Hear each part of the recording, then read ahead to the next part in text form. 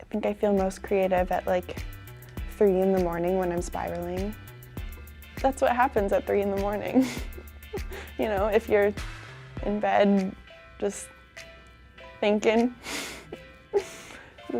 spirals, that's what happens, you know, right? So at first I kind of just got like 3 scenes, and I have like 2 pretty intense scenes in the first episode, and it was 2 of those scenes, and then another one about like a taking pics tutorial. So although I join thee, I have no joy in this contract tonight. I don't know what that means. Too rash, too unadvised, too sudden, too like the lightning which doth cease to be. Ere one can say it lightens, sweet good night, this bud of love by summer's ripening breath may prove a beauteous flower when we next meet. I'm serious. This is like, even if you decide you hate me one day, like, you can never tell anyone. You didn't look like his picture. I was like a full-time model in New York. These were my tromping grounds. And I remember seeing like an open call floating around on Instagram and like hearing buzz about this open call for this project. And I don't think it even had a name at that point, or it had a name, but like it wasn't out. And I was like, oh, that's cool. They're casting a trans girl, blah, blah, blah, blah.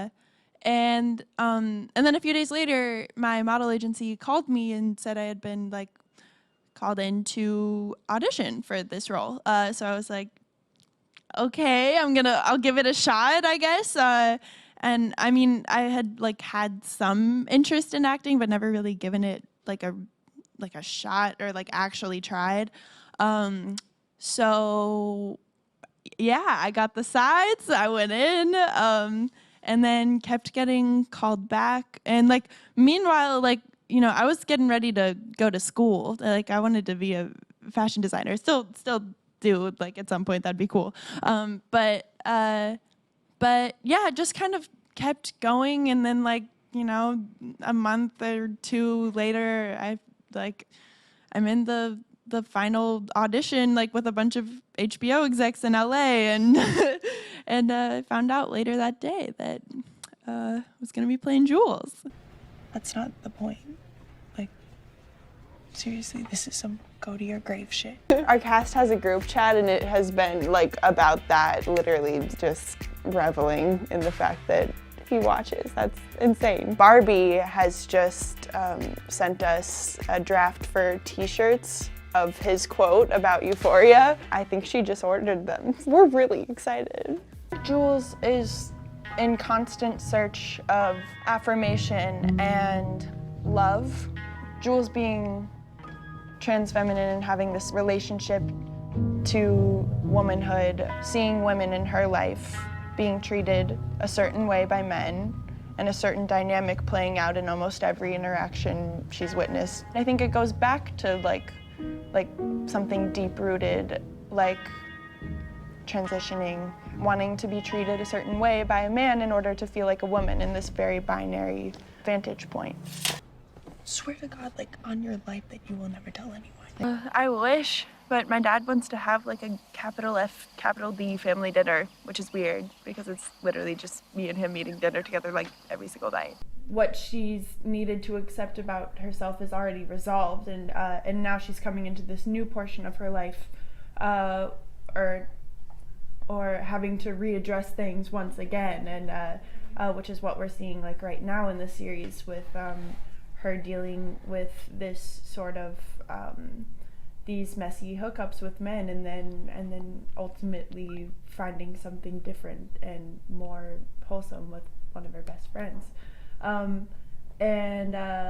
so that like imagery and sort of concept is really exciting for me to like think about being on TV and like going into people's homes. And I can definitely like relate to that to some extent, as far as making that transition away from a sort of like toxic desire. Casting kind of went all out with searching everywhere for the cast members, and I just remember seeing it like on a story somewhere. People were trying to get each other to audition, and then I got a call from my model agency, and they asked me to come in, and then you got it. And then it happened. This show. I think my biggest takeaway from Euphoria was just having a new relationship to feeling things.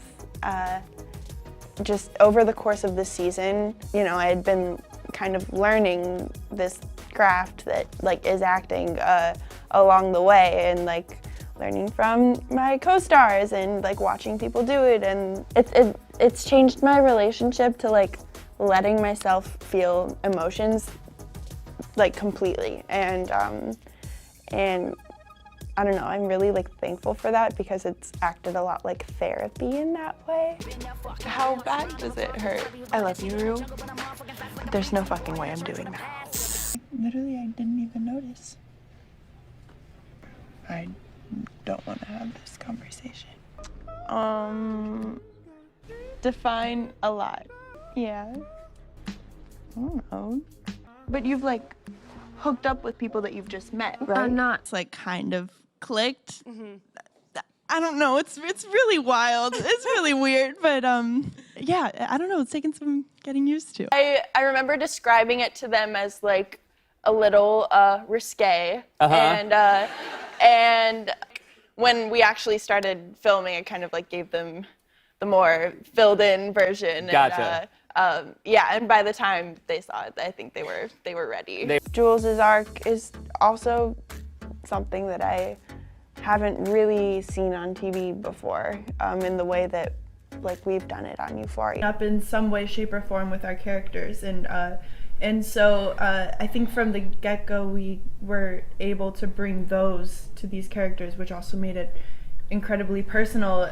And I mean, the show creator Sam Levinson basically like ripped his soul open for this project. Like, this is his story, so overall it just becomes a very personal story, and with that comes the darkness. They were really exciting and like fun to read. The fact that labels are sort of left out of the story is one of my favorite elements. I think it lets the characters breathe, and Jules was really interesting to me as well. Obviously, some of our life experience lines up. Diving into it emotionally sounded really exciting.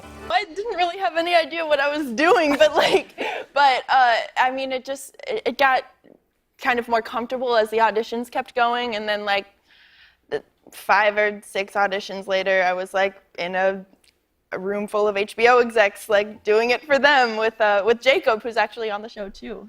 So yeah. Oh, well, congrats. It was really cool to witness a young trans girl realizing that she does not have to be attached to this certain route of receiving affirmation, and I think the way it plays out with Jules is that she is moving into a form of queerness, like by proxy self-love, that I don't think she knew she had inside of her or was possible. And of course that comes with its complications, just because things with Rue aren't super perfect either, but I have hope for them. Are you talking to your mama about me? Bye, Rue. Hi. I missed you. Oh my fucking god. That's him. The guy.